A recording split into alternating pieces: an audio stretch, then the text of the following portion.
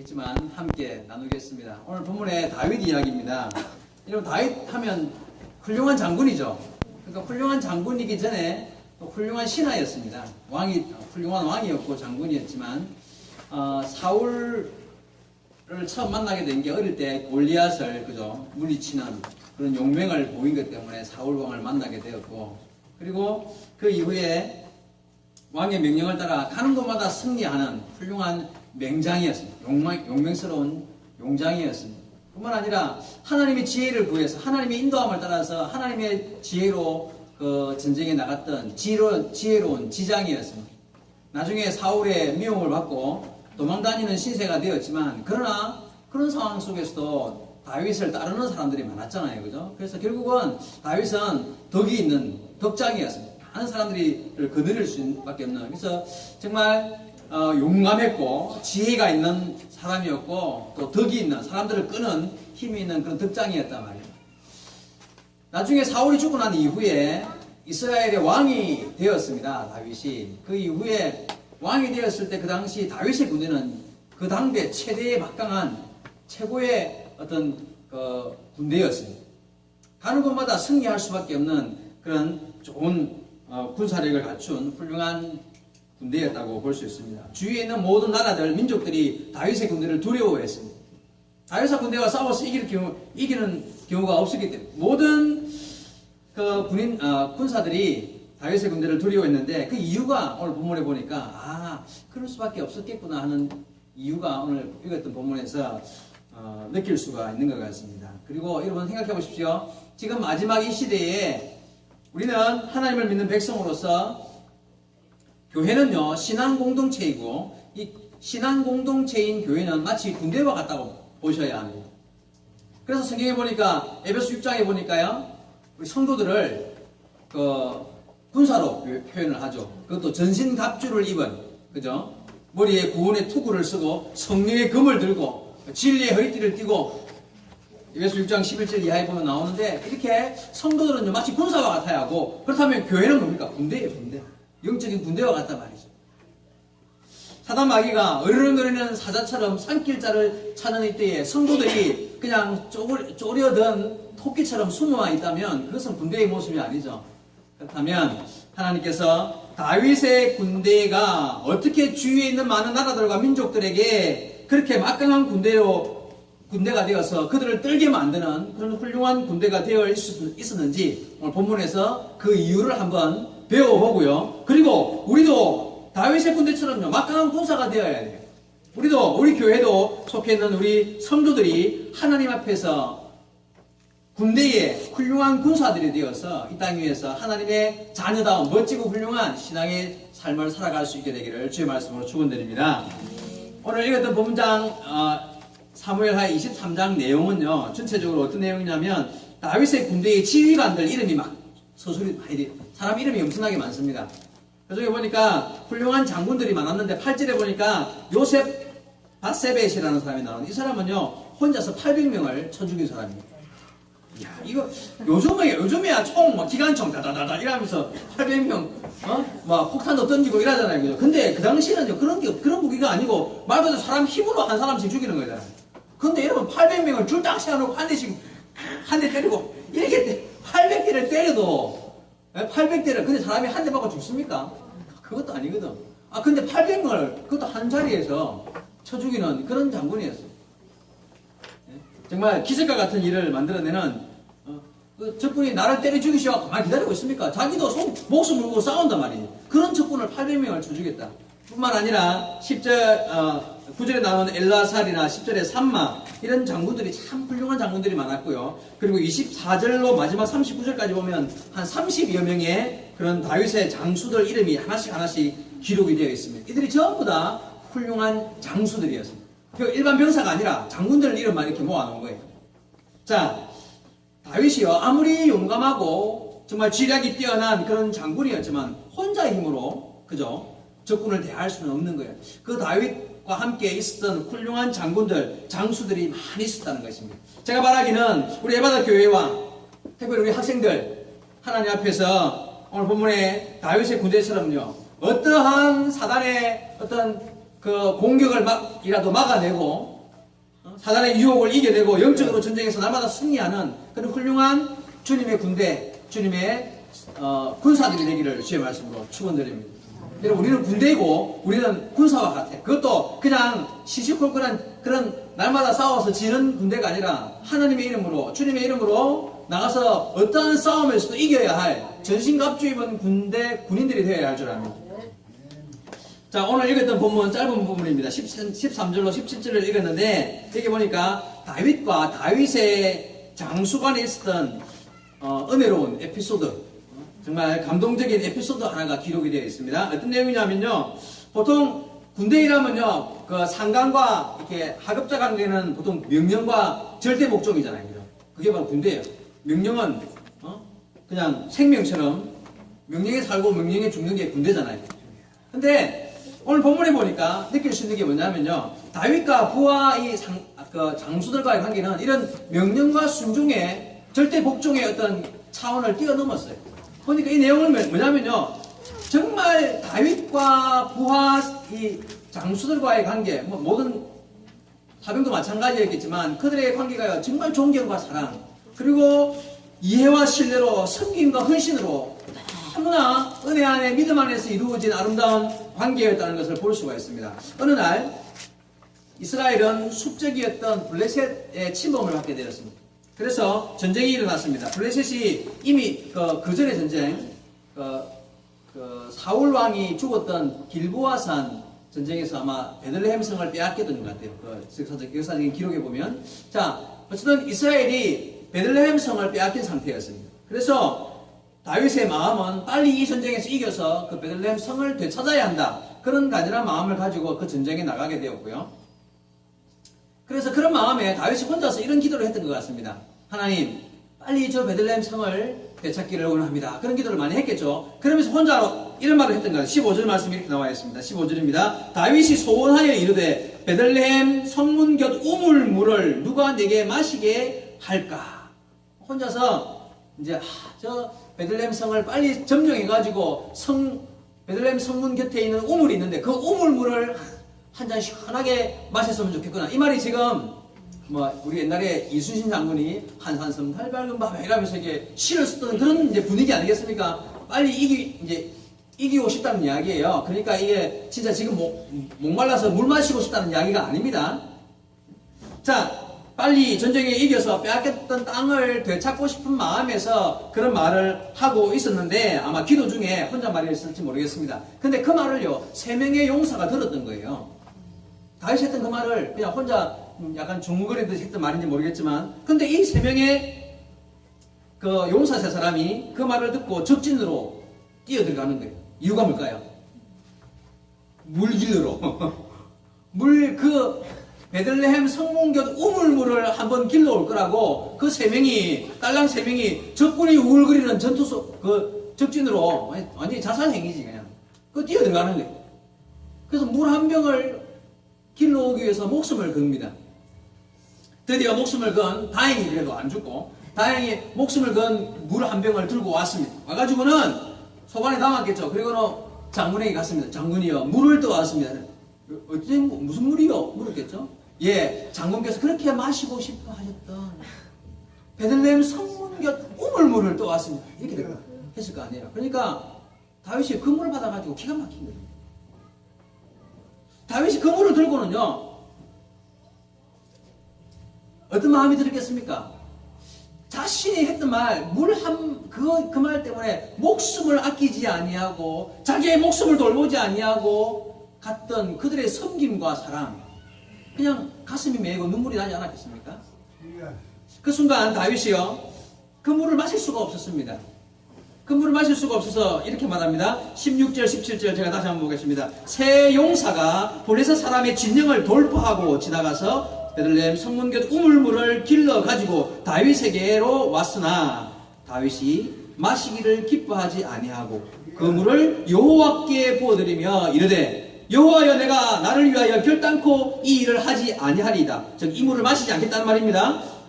이는 목숨을 걸고 갔던 사람들의 피가 아니니까 하고 마시기를 즐겨하지 아니하니라. 세 용사가 이런 일을 행하였더라.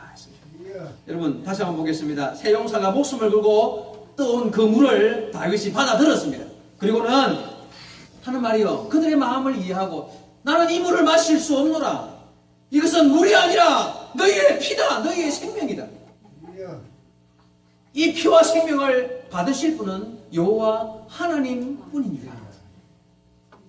피와 생명의 주인이신 여호와여, 이 생명을 받으소서 하며 그 물을 하나님께 부어드리는 제사, 전제로 하나님께 부어드렸다는 거예요. 여러분 한번 그때의 상황을 한번 상상해 보시기 바랍니다. 왕의 이 같은 말과 행동을 본 세 명의 용사의 마음은 또 어땠을까요? 한번 자신들이 목숨을 걸고 적진을 돌파해가지고, 돌파라면 알죠? 저기 막 싸우러 덤비는 걸 그걸 다 해치고 죽이고 들어가서 그것을 물을 떠왔단 말이에요. 그랬더니 왕이 그 물을 시원하게 잘 다 마셨다 하면 그것도 아마 자기들이 목숨을 건 것을 아깝지 않게 감사하게 생각했을 것입니다. 그런데요, 다윗이 그 물을 받아들고는 하는 말이, 이 물은 물이 아니라 너희의 피다. 너희가 나를 위하여 바치는 생명이다. 이러면서 그 물을 다윗이 마시지 않고요, 그들을 뜨겁게 안아주며 그들의 수고와 헌신을 감격하면서 그 물을 하나님께 부어드렸다는 거예요. 제사를 드렸다는 거예요. 아마 그들이 그 모습을 바라보고요, 다윗을 더욱더 신뢰하고 사랑하며 존경하는 마음을 가질 수 있었을 것입니다. 자기가 목숨이 뺏기라면 다 바칠 수 있는 그런 충성스러운 마음들을 가지게 되었을 줄 압니다. 여러분, 이것이 바로 다윗의 군대의 힘이었습니다. 다윗의 군대가요, 다른 군대보다 신무기를 많이 가지고 있고 다른 군대보다 수가 많고 이게 무기가 아니었어요. 그게 군사력이 아니었어요. 다윗의 군대의 힘은 바로 이 전우에, 말 그대로 생명을 주고받을 수 있는 그런 전우였어요. 여러분, 흔히 물은 피는 물보다 진하다 그런 말 하잖아요. 맞는 말입니다. 피는 물보다 진합니다. 그런데 오늘 본문에 보니까 다윗과 다윗의 병사들, 다윗의 장수들과의 관계는요, 피보다, 생명보다 더 진한 관계로 맺혀져 있는, 주님의 은혜 안에 은혜로 맺혀져 있는 그런 군인들이었다는 거예요. 세 사람뿐만 아니라 다윗의 모든 군사들이 이와 같았습니다. 다윗의 군대가 강할 수밖에 없는 이유가 여기 있는 것입니다. 어떤 군대보다도, 여러분 요즘에 돈 주고 사온 용병들, 아니면 돈 받고 일하는, 싸워주는 이런 군사들과는 비교할 수 없는, 제가 처음에 이런 말씀을 드렸습니다. 요즘에 이 시대를 살아가는 교회는 군대와 같아야 하고 우리는 군사와 같아야 한다는 말씀을 드렸습니다. 여러분, 이 시대 말에 군대와 같은 교회, 군인과 같은 성도들이 어떤 마음을 가지고 있어야 정말 용감한 다윗의 군사처럼 가는 곳마다 승리하는 그런 군대가 될 수 있는가? 저는요, 과감하게 서로가 서로에게 서로의 생명을 같이 하는 전우회로 뭉쳐져 있어야 한다고 생각합니다. 아멘. 성도가 서로 내 생명을 아끼지 아니하고 나누어 줄 수 있는 그런 아름다운 성도 간의 관계, 여러분, 그것이 있을 때에 그 교회와 그 성도는 승리하게 되어 있다고 생각합니다.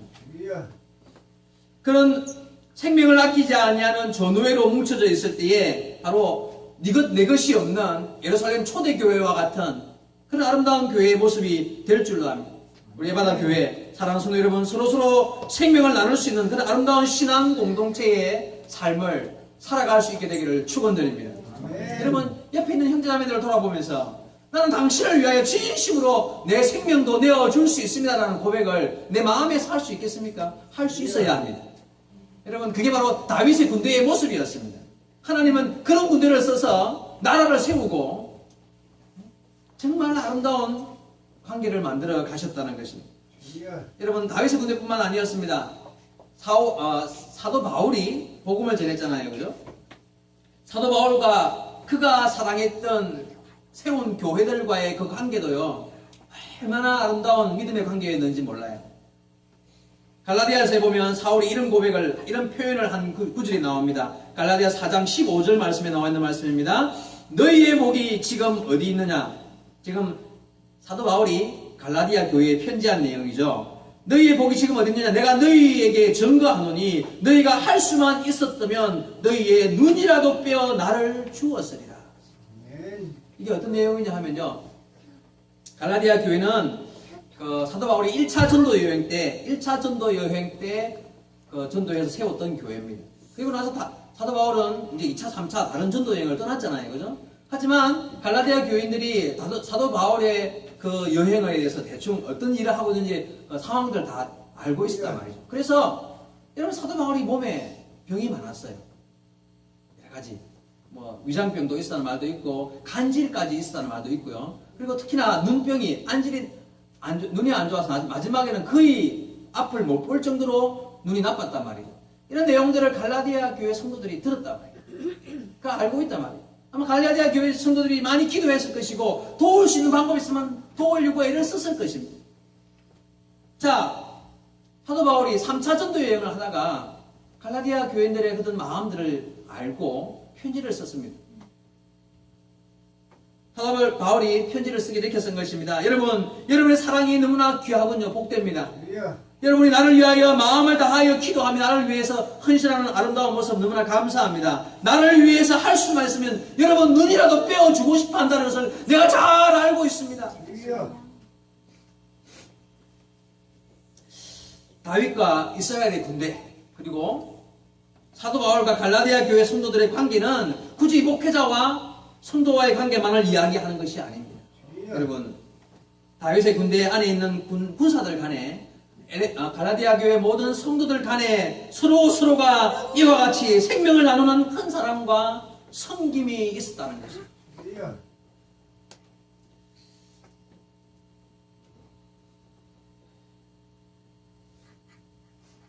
사랑하는 성도 여러분, 이 시대 말에 우리 에바다 교회로 한 자리에 모였습니다. 그리고 이 안에서 우리가 신앙생활이 아름답게 이어지기를 바라고 내 믿음이 성장하기를 소망하고 뭔가 하나님 앞에 더욱더 아름다운 나의 발전된 하나님의 나라에 합당한 믿음의 길을 걷기를 다 우리는 다 소원하고 있습니다. 그 방법이 무엇일까요? 어떻게 하면 사단의 시험을 이기고 세상의 유혹을 이기며 강한 군사와 같이 멋진 군대와 같은 아름다운 교회를 만들어갈 수 있을까요? 저는 한 가지 방법이 있다고 생각합니다.